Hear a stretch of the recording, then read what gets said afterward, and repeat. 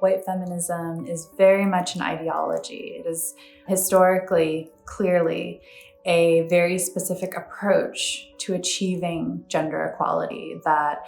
relies on things like white supremacy, greed, exploitation of labor, as well as individualized accumulation of wealth and self-optimization. For instance, like ads that clearly rely on white feminism is that you are focused in on as the individual maker of change, that the feminist revolution starts and ends with you and you alone, as opposed to building other movements with people around you or thinking more collectively in your strategies.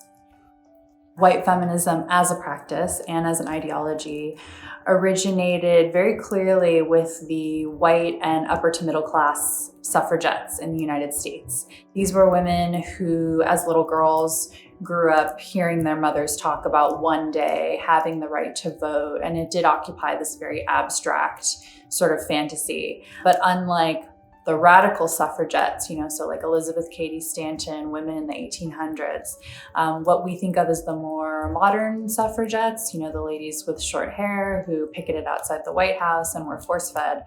they decided that they had a big PR challenge ahead of them, and that in order to effectively spread the gospel of women's rights and particularly women's suffrage, they needed to export an image of what a suffragette is, basically to preemptively combat this idea that a suffragette was a scary other who,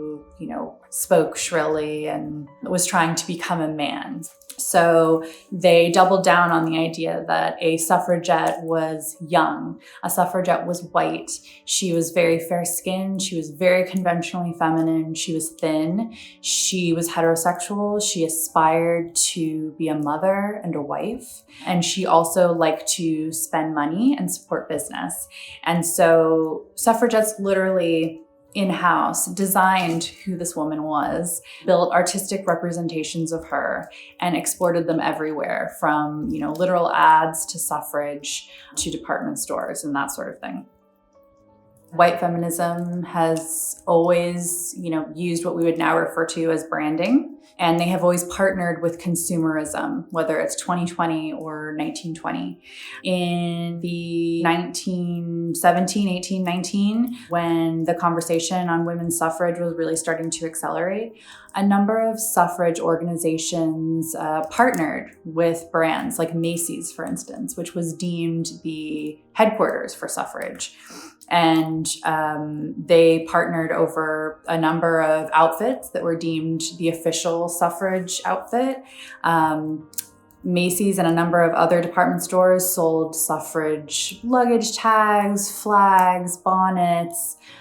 cups, valentines, really cementing and foreshadowing this idea that you participate in feminism through buying and you show your politics through buying. And I see a through line, from being a white middle-class woman in the 1920s and supporting the right to vote by purchasing, womanalls,